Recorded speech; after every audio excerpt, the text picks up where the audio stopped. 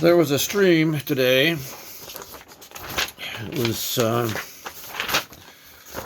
this stream here, or at least it's a mem. They call it a mem, I think. Anyway, it says Judas had the best pastor, the best leader, the best advisor, the best counselor, yet he failed.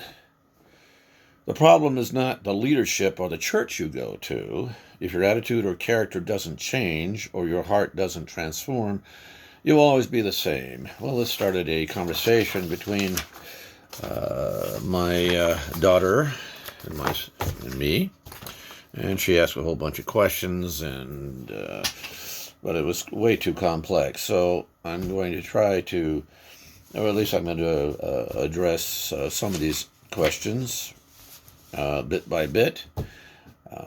So anyway, the bottom, there's a question about Judas, about him betraying Jesus, and had he not betrayed Jesus, and we'd had the crucifixion, and there wouldn't be Christianity.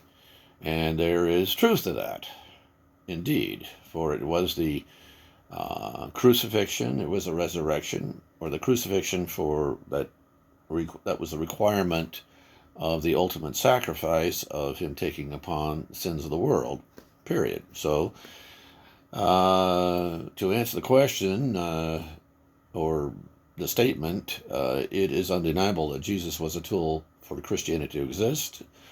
You can say, yes, that's correct. And if it wasn't Judas, it would have been somebody else. So that's that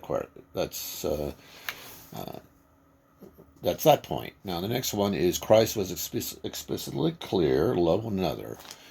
What he was explicitly clear about is he said, love the Lord your God with all your heart, with all your mind, with all your might, and love your neighbor as yourself. Period. That's what he said. That's the greatest commandment. This is pay your taxes. Yes, he did. He says, give unto Caesar what is Caesar's, and give unto God what is God's. And then worry about the mote in your own eyes. Well, what he said was, don't worry about a stick in somebody else's eye before you take the board out of your own eye. Bottom line, fix yourself before you can fix others. That's what he was actually stating. And how is your statement consistent with those explicit commands? Well, I don't know. I said that whatever my statement was,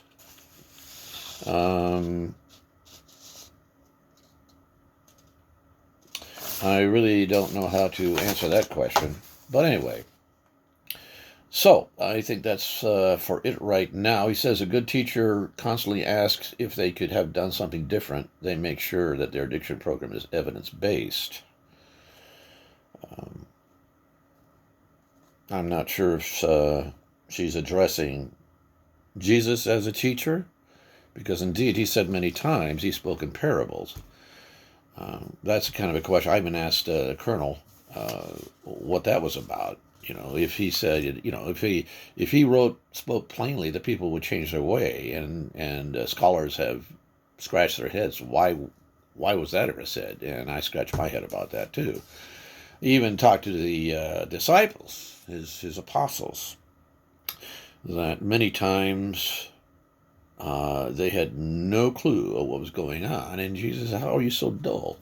Why don't you get it? So anyway, that's for right now. That's my response to those questions. Yeah, I think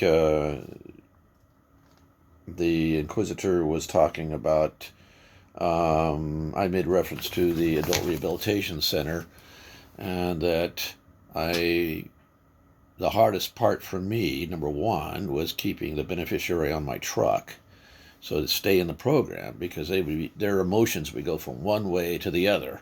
And it's just like what Jesus talked about, this sower, the seed. Some seed goes in a rocky place or a hard path and gets trampled or gets eaten up by the birds. Others go to a rocky place and it springs up, and then because it doesn't have any root, it goes away. Another seed will go where the weeds grow up, and then there's all kinds of concerns about, oh my goodness, we've got social pressure, and you know, and the person's focus is moved off Jesus to some other area, and so they go away. The plant withers, and then there's a seed that falls on the fertile ground where it grows and produces. Actually, is instrumental in helping others. It plants seeds and etc. So the crop actually grows. Anyway, that's it for now. Thank you.